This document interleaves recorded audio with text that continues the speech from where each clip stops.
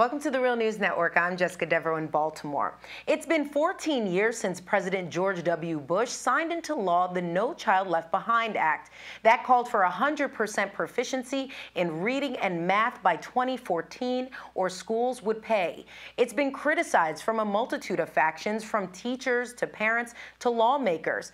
And now, in an 81-17 vote, the Senate passed on Thursday a bipartisan bill that would leave No Child Left behind and adopting new legislation called Every Child Achieves.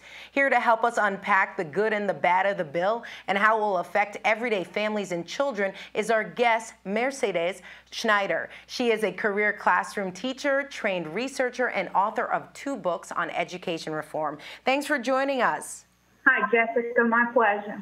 So, Mercedes, you've read all 601 pages of this bill, and a major concern with the No Child Left Behind Act was that teachers and parents saw that there was a rise in standardized tests, and as a result, teachers were teaching to a test instead of focusing on a child's development. What does this bill do in regards of testing, and do you think this bill will be able to balance holding schools accountable while improving a child's development? At this point, accountability is a loaded word, because accountability has come to mean raising test scores. And that's problematic because the focus has become narrowed on just raising those test scores.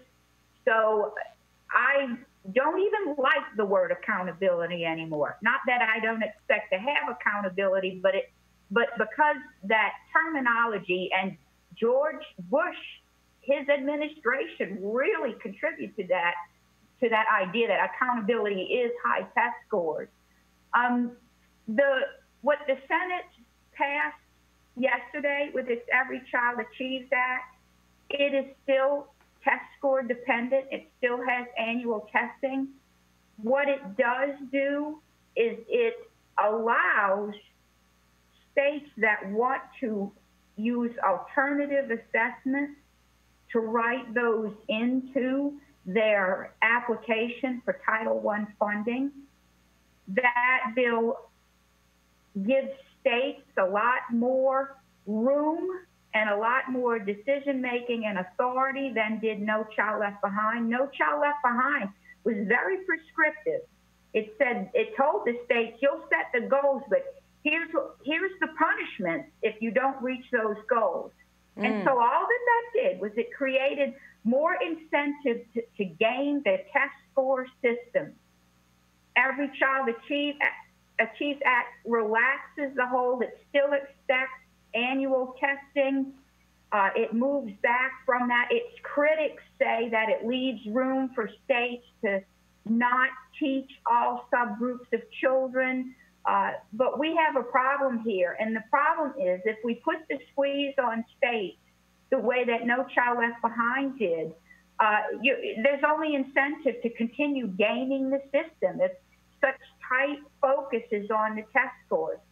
I would like to see us move away from accountability closely tied to test scores, only because of this gaming the system. Mercedes, I wanted to also bring up a point about what's happened regarding the power of the Education Secretary, Arne Duncan. Can you just lay out for us what this bill does and how does it limit his power?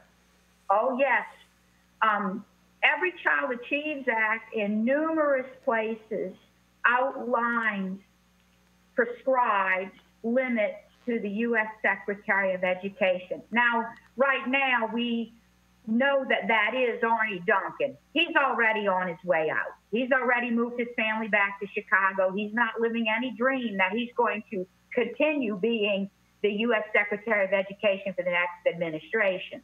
But he is still the U.S. Secretary of Education now, and it's particularly through his use of No Child Left Behind waivers that he has been the sole decider, the sole authority of state accountability. And there has been a backlash to that. One of the greater backlashes has been through the opt-out movement in standardized testing that's going on across the state. The Every Child Achieves Act is clear that the U.S. Secretary of Education must go by the strictures of the application, and he can only or she can only approve that the states have addressed those different areas. And the U.S. Secretary can comment if those areas are unaddressed. Yes. But he or she cannot prescribe certain standards, certain assessments. That's a major improvement. Okay. Also in the bill, there's a provision called Title V. It's essentially removing federal oversight of charter schools. I want to get your take on that. What is so significant about Title V? Title V is one of the trade-offs in this bill.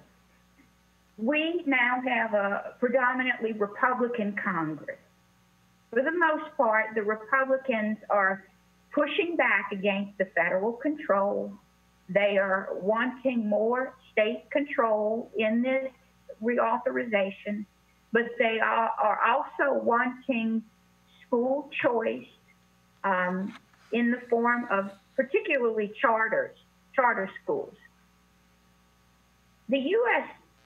government has never done well with holding charter schools accountable. They've not done that.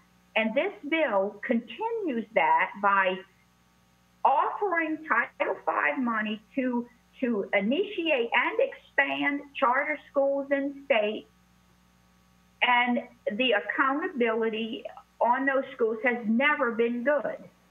But there is the assumption behind Title V that more charter schools is good for public education. We have so many scandals. It's almost not possible. I don't think a week goes by that some charter school scandal is not in the news. And the reason being is that there are not solid accountability measures in place for charter schools, not on the state level in most cases, and not on the federal level. Okay. And so Title V just keeps that door open. All right. Let's pause the conversation here, Mercedes, because there's tons to talk about. I want to get behind the scenes of this bill and speak of the interests that are really for and against this bill, and what are some real solutions to improving our education system.